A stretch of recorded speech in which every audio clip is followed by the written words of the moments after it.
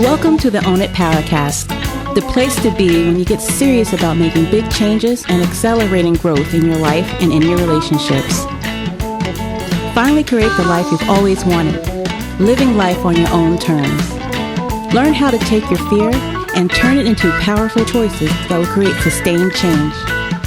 Now your host, Mary Baker. So welcome back to the Own It Powercast, a place where you can come to get what you need to move yourself forward. As you know by now, my name is Mary Baker, and I'm here to give you the education, the tools, and the motivation to identify exactly what's in your way today and what you can do about it. Because remember, empowerment comes from doing. Truly identifying what's really going on, what's really causing the issues, and the best part, the positive changes you need to make that can increase your self-confidence and take charge of your life. And if this is the first time you're listening, I just want to welcome you. For the rest of you, welcome to episode 12. Today I want to talk to you about the concepts of healthy detachment and choice, which are two big aspects of boundary work. They are also often two controversial aspects of the work, and from my observation over the years, can present a little bit of a learning curve for some of us. So we're going to explore this today. But first, I want to continue to thank all of you for the wonderful continued feedback about the podcast. And I can see some of you jumping into the Facebook group too, which is great. It's a good place to share what you're learning on the path to empowerment, because no one can do this work alone. All the information from today's show will be in the show notes at ownitpowercast.com. And you can go there, sign up for the weekly emails, which, by the way, is the place to get all the bonus downloads. I know a few of you have asked me about that. Yes, you need to sign up for the weekly newsletter. You'll get that every Tuesday, and it'll have everything in it that you need, which is really cool. Okay, so let's get started, shall we? So when I talk about detachment with clients, it is often so misunderstood. I think usually because in our culture, the idea of being detached can mean aloof, not caring, apathetic, maybe that you don't have feelings. I want to emphasize that this is not what I mean, so here's a definition of sorts. So when I talk about detachment, I mean detachment with love. Detachment with compassion. You care. You care a whole lot sometimes, but you have no control over another person's thoughts, feelings, choices, or behaviors. Again, let me repeat that. It's about you have no control over the outcomes over there. I know you know that intellectually, but it's usually your compulsive desire to fix. That's not in our prefrontal cortex. It's in the monkey brain. It's fear-based, and it can be a really strong fear. Detachment means it doesn't belong to you. It is respectfully about them. What they're choosing, what they're doing, what they're not doing, what they can understand, what they're ready to work on, change, heal. We're not in charge of that. We have zero control. So I want to talk about what detachment is not. Detachment, again, is not caring. Of course you care. But also detachment, therefore, is not about enmeshment. And what enmeshment means is that those boundaries between where you end and others begin are blurred. A really great example of this is feeling deep down responsible for other people's feelings, other people's view of you, other people's happiness, and other people's choices. Again, most of us would not admit this out loud. I'm just asking you today to be lovingly honest with yourself. You are not in any way, shape, or form capable of being responsible for anyone's behavior.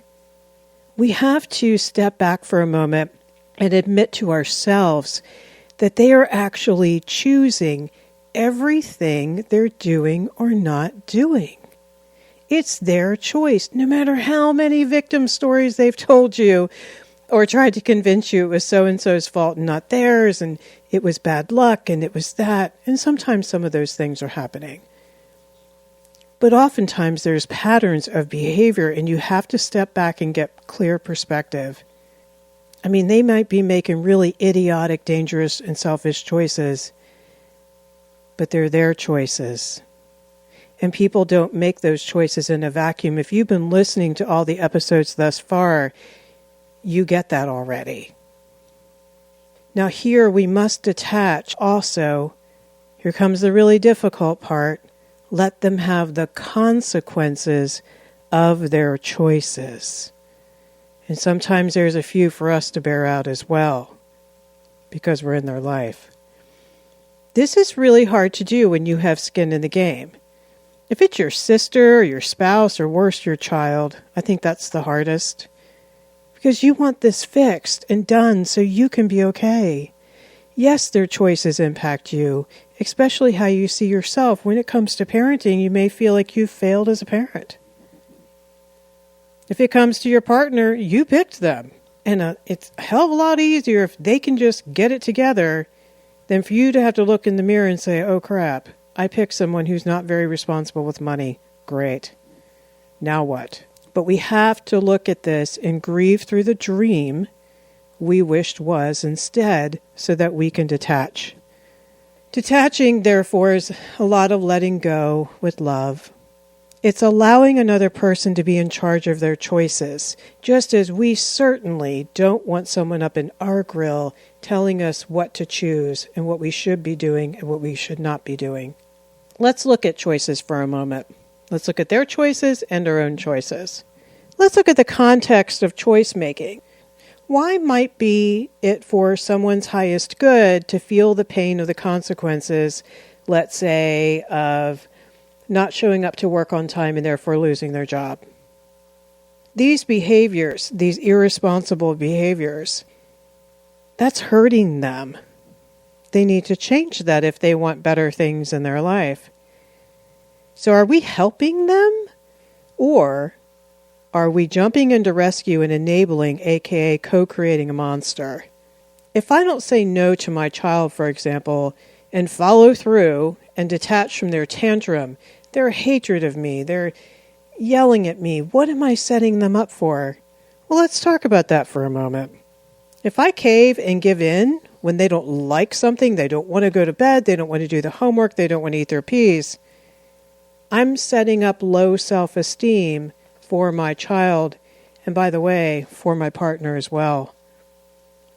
I can pretty much guarantee they will end up having unhealthy relationships in their life, no self-trust, anxiety, depression, and oh yeah, substance abuse, possibly acting out. And then, the worst case scenario is some suicidal thoughts. Plus, they will feel responsible for your feelings because there's that boundary blur. Because when you continually react and express your frustration with them as a person, right, instead of detaching from their choices, that's a lot to take in, but I just want you to think about that concept for a moment. Because detachment means no more rescuing. Rescuing is all about controlling that outcome. And no matter what very valid and sometimes heart-wrenching reasons you might have to want things to work out a certain way, it doesn't matter. It's still rescuing. Because rescuing at the end of the day is really not about rescuing them, but ourselves. Ourselves from the reality that would certainly play out if we didn't intervene. That's our belief. Like we know that, right? But we swear up and down, I have to pay their rent. They'll be on the street. I have to make sure they're doing the right thing. When the reality is, maybe they're not ready to do the right thing. Maybe I need to make some different choices around that. Because deep down, the reason why we rescue is because we can't handle that. Or we think we can't. We can't handle that outcome, and we don't want to surrender to reality. That's why it's a control issue. But did you ever stop and notice that in most of these scenarios, and if someone was rescued, that they just eventually went back to old patterns of behavior? Not everyone, but a lot of times, they didn't change. They were not ready to change. That's not a judgment. It's just an observation. We're all ready when we're ready. And usually it just burns up the relationship between you and them, between rescuer and victim because it creates tons of resentment. They didn't do what you wanted them to do. You thought you'd help them out, give them a hand up, and they would continue being responsible. Here's the thing. We're just kicking the can on the bottom.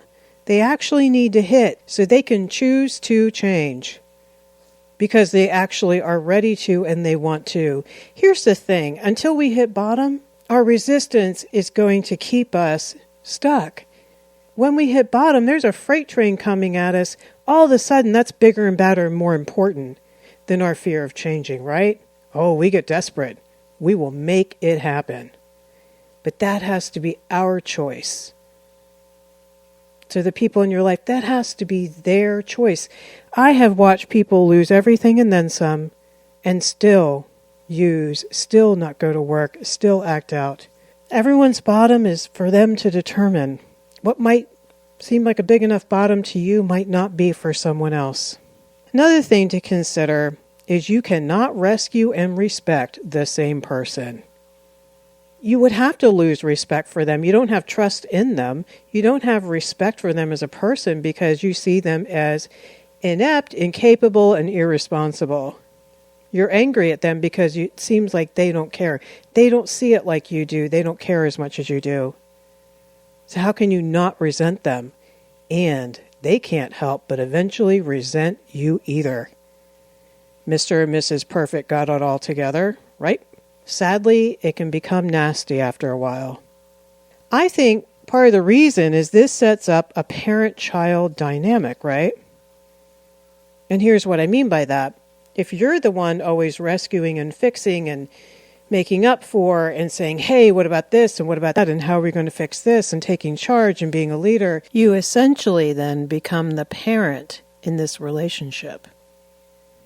So let's say your partner just decides that they don't really want to work on chores with you. They just don't do it, or they forget. I'm sorry, but they always forget to take the trash out or whatever. And so you end up, quote unquote, having to do it, right? You have to rescue them because the trash won't go out on time. Well, you're parenting your partner in that instance.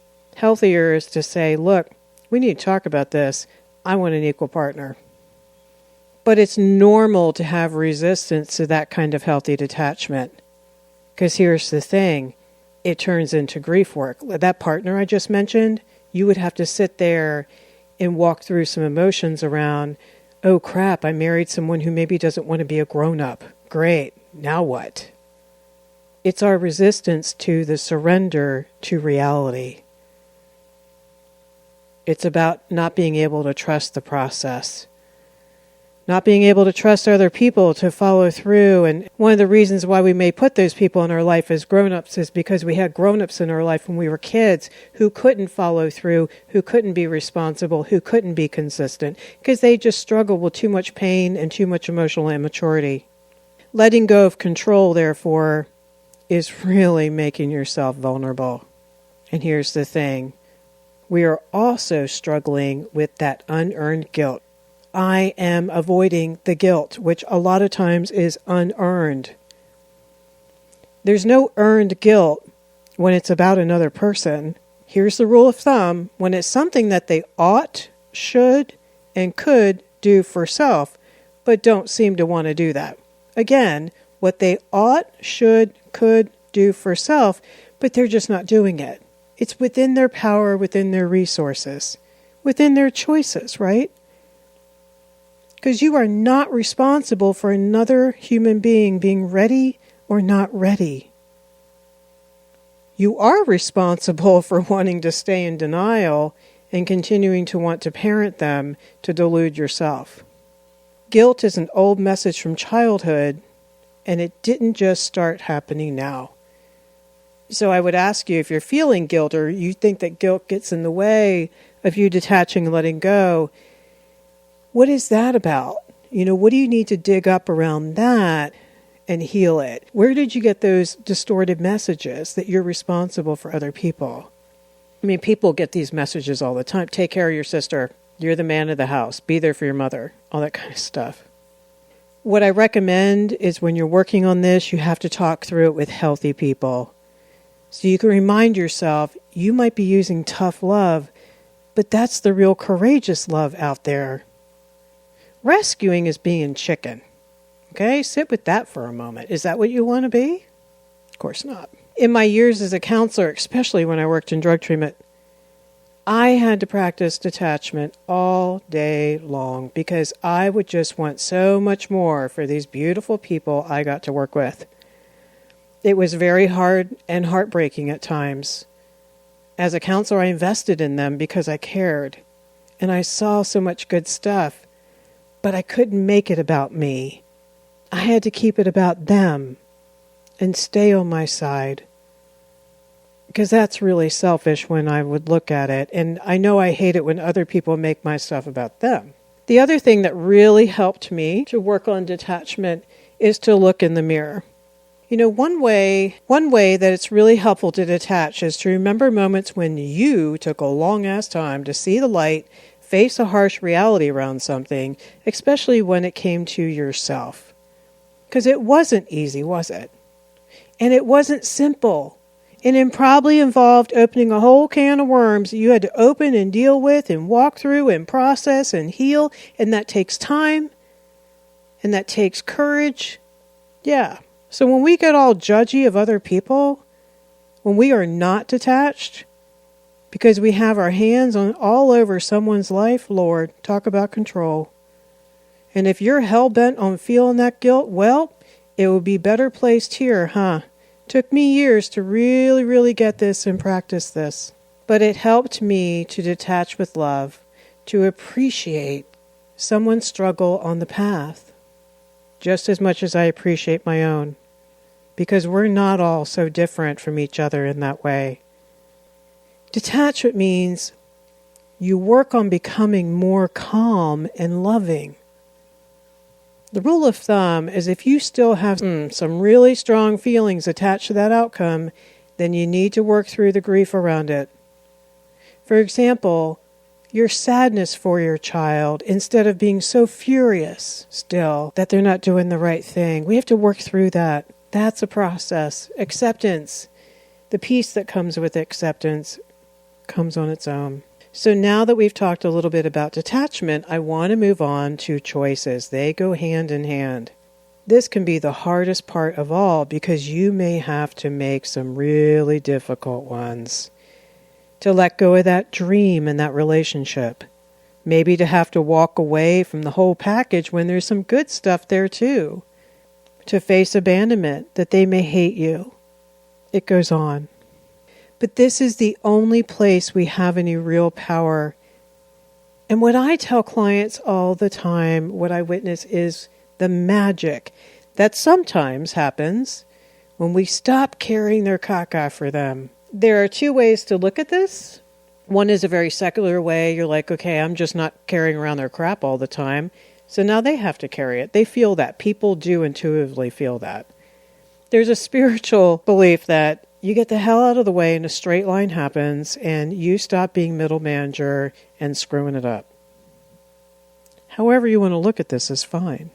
Do the who owns what. Remember, talk it out, reason it out. And at the end, if it doesn't belong to you, and you can't prove that even under fierce and nasty cross-examination on the stand that you have proof that it's yours to fix, well, there's your answer. It ain't yours. Go back to the drawing board. Go back to yourself, because the part that belongs to you is your fear. What belongs to them is not yours to fix. Hand it back. Hand it back. Instead, work on becoming that safe person that they can actually want to be around to finally look down at their hands, at their own stuff that they're now carrying, because now they get to choose. And they get to choose in their own timing and in their own way. They will feel intuitively that you're not in their stuff anymore. People feel it. They tell me that all the time. Something's changed at home. I know what's changed. Your partner or your parent has tried to let go. I know that's probably hard to believe. And every day you get up, you just practice it. I just want you to just experiment with it. You don't have to commit. I just want you to practice it little by little. See what happens. See how it feels for you. Notice how other people kind of look at you first, like, what are you smoking? And then they start taking ownership. You know, when someone walks up to you and say, you know what, I think I'll probably da-da-da-da, and you're like, oh my God, thank you, Jesus. They're owning it. And here's the thing, remember, you will never have full trust in another person around their stuff until they're the ones who are owning it. They're originating the idea. If it comes from us, we'll never feel secure that they actually really care about it. So this was a lot. These are two very big concepts that if you struggle with them, I encourage you to go in the show notes, look at the resources, and also go there to sign up to get the journal questions. And if you're already part of the tribe, they should be in your newsletter already. And I want you to sit with those questions and answer them as honestly as you can. So I've also included this beautiful poem I came across years ago about letting go. I'll read it here because it's a great, succinct reminder, I think. And I also think it covers most of our, but what about this and what about that? So print it out and put it somewhere where you can be reminded often. It's a great thing for the fridge. It's called To Let Go is to Love. To let go does not mean to stop caring. It means I can't do it for someone else. To let go is not to cut myself off. It's the realization that I can't control another. To let go is not to enable, but to allow learning from natural consequences. To let go is to admit powerlessness, which means the outcome is not in my hands. To let go is not to try to change or blame another. It's to make the most of myself. To let go is not to care for, but to care about. To let go is not to fix, but to be supportive. To let go is not to judge, but to allow another to be a human being. To let go is not to be in the middle, arranging all the outcomes, but to allow others to affect their destinies. To let go is not to be protective, it's to permit another to face reality. To let go is not to deny, but to accept. It's not to nag, scold, or argue, but instead to search out my own shortcomings and correct them. To let go is not to adjust everything to my desires, but to take each day as it comes and cherish myself in it. To let go is not to criticize or regulate anybody, but to try to become what I dream I can be. To let go is not to regret the past, but to grow and live for the future. To let go is to fear less and love more. Author unknown. So today we delved into the concepts of detachment and choosing versus controlling. Boundaries are all about letting go and letting reality happen and learning to be okay with that. I want you to know that regardless of how you get the concepts here, I realize that for all of us, when the stakes are really high, like it's our marriage and our kids and our partner and our family, it can be really hard to let go and just focus on ourselves. If you're resistant to the whole idea and this episode has created some defensive feelings inside, that's okay. I think it's actually the first part of the process of making friends with reality. And some days it's easier than others. Just like the grief process, we start in denial, right? Then we hit some anger. That's what the resistance I was just talking about. At the end of the day, you're good as long as you own that this is where you are, resistance and all. Be compassionate. It's a journey. And as long as you aspire to be calmer and more detached with love, to be in a place of choice, you will get there because you'll keep working on this. So go and answer those journal questions. Think about the poem I just read and see if one or two of those lines don't stick out as the next thing you kind of want to work on or get back on the horse around. Because you might have been doing great with a lot of that stuff, and maybe your current situation has brought up some unhealthy behaviors. That's all good. And pass this episode on to others who you think might be interested, but be careful. Don't try to fix them, right? Because you doing the work is the best way to encourage others. They're going to want some of what you got. I also want to encourage you, if you have any questions or you just want to share with me a victory, send me an email. Let me know. Leave a good review so other people can find this resource. Be proud of yourself. You made it all the way to the end of this episode. Look at you. So thank you for taking time to join me today in the journey to owning yourself. Be proud of you, because by listening, learning, and taking steps, you will change. You will feel more empowered.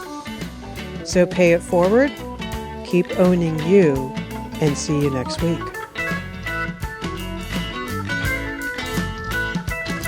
We hope you took away some useful insights and tools you can begin using right away.